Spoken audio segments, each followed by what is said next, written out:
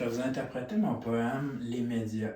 La genèse de ce poème-là, je l'ai écrit en 2009, mais je l'ai peaufiné jusqu'à 2015 parce que moi, ça me prend souvent du temps, puis j'ai besoin de temps de jachère dans la poésie. Puis, tu sais, il y en a d'autres qui s'écrivent plus vite, comme Je suis trompophobe, je l'ai écrit en avril 2016, puis ça a coulé vraiment d'un super vite. Puis, tu sais, j'étais vraiment connecté sur le flow dans ce temps-là. Puis en plus, j'étais malade. Tu sais, je vivais une dépression majeure, puis une grosse épreuve dans ma vie. Fait que, puis tu sais, ça avait mariné, puis mijoté dans ma tête l'année d'avant, jusqu'à temps que je trouve l'angle.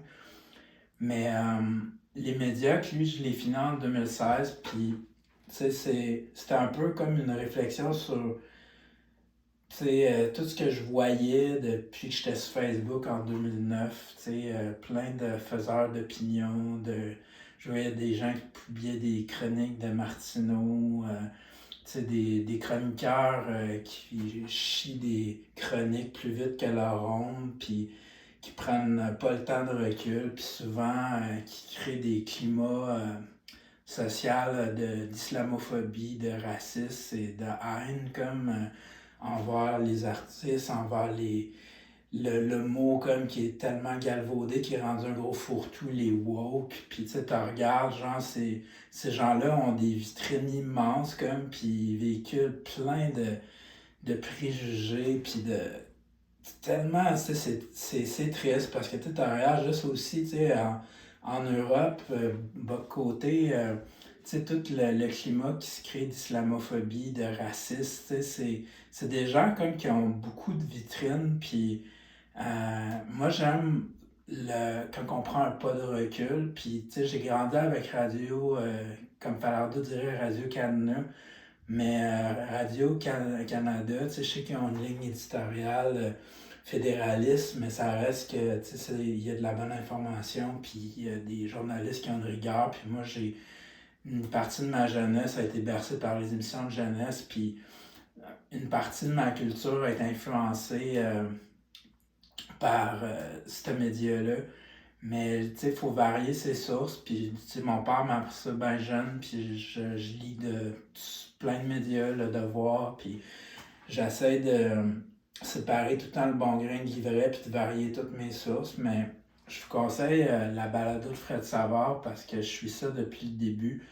Depuis, tu sais, là, ça va être la 8e, 16 année qu'il va faire. Puis, tu sais, il y a vraiment ils prennent le temps d'aller en profondeur dans les choses, puis un recul, puis c'est éclectique, il y a des sujets de toutes les sortes, puis c'est vraiment, je lève mon chapeau virtuel à ce balado-là parce que ça me nourrit de culture et d'essais, et en tout cas, fait que je vous conseille, je vais vous lire Les médiocres, écrit en 2016.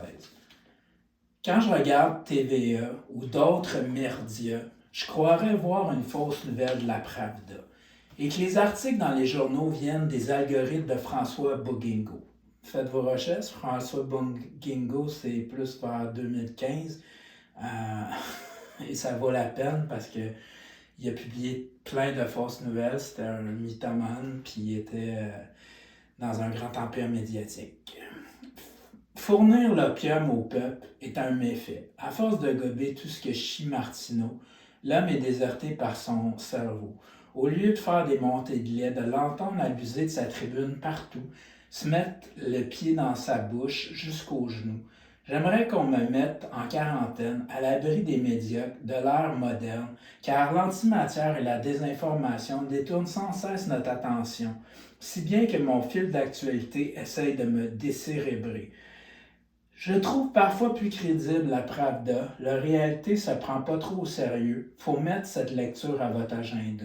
Ils ont sur l'actualité un regard judicieux, vivent cet empire de désinformation qui oblige à se poser des questions.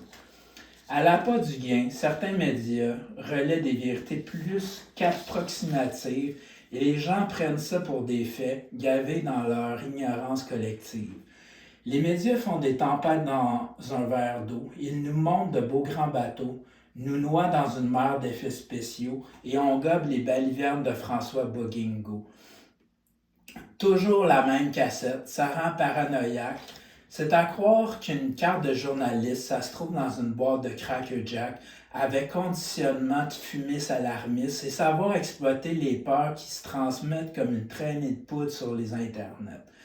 C'est un véritable déluge de désinformation. Le mensonge à deux vitesses a plus d'adhésion. Chers lecteurs bénis, oui, suivez bêtement ceux qui n'ont de journalistes que le nom, qui se croient stars de l'infotainment et rêvent d'être éditorialistes de renom. Mon père m'avait dit, quand il travaillait à TVA, on peut se débarrasser des témoins de Jéhovah, mais c'est impossible avec les médias. Quand il y a une nouvelle qui fait un tabac, ils se collent comme des mouches à marde et l'hypermédiatisation nous bombarde. Les mauvaises nouvelles voyagent mieux. On fait encore du neuf avec du vieux. La désinformation, c'est la nouvelle religion. Les adeptes des raz-de-marée médiatiques ne veulent pas entendre parler de politique. La plupart du temps, ça les indiffère. Ce qu'il leur faut, c'est des faits divers. Gavés comme des oies, d'infos crave des nœuds, le manger-mou des résidences soleil vert, c'est un terrible mais lucratif cercle vicieux quand on ne sait plus digérer les fibres entières. La matière grise se dilue dans l'océan d'infos, la vérité est un tsunami dont l'onde de choc rendrait le Canadien moyen barjot.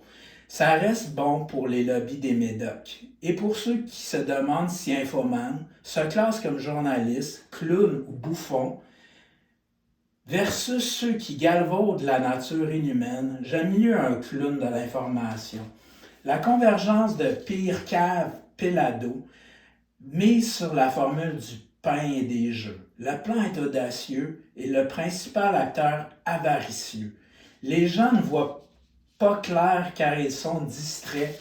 L'arbre PKP cache la forêt des démarrais.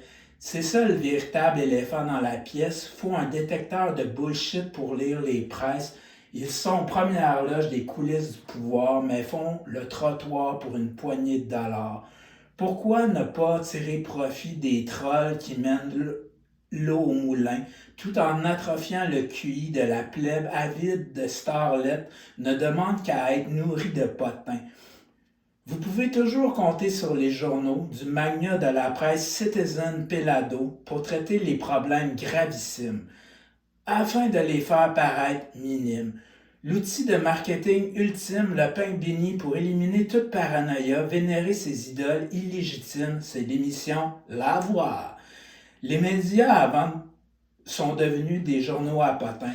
Je leur demande pas de décrocher la lune, juste que les vrais enjeux fassent la une. Un peu de profondeur dans notre quotidien, les marchands d'opinion qui divisent le monde en inondant l'espace public avec méthode, exacerbent l'individualité en quelques secondes et savent surfer sur les vagues à la mode, nous submergeant d'images de carnage et de décalage avec la réalité m'enrage. Enfin qu'un jour, les meurtres de journalistes cessent de travestir honteusement la réalité quand ils parlent des méchants séparatistes. Oh oui, cette bande de satanistes qui n'ont jamais eu bonne presse chez Gestapo et Radio-Canada.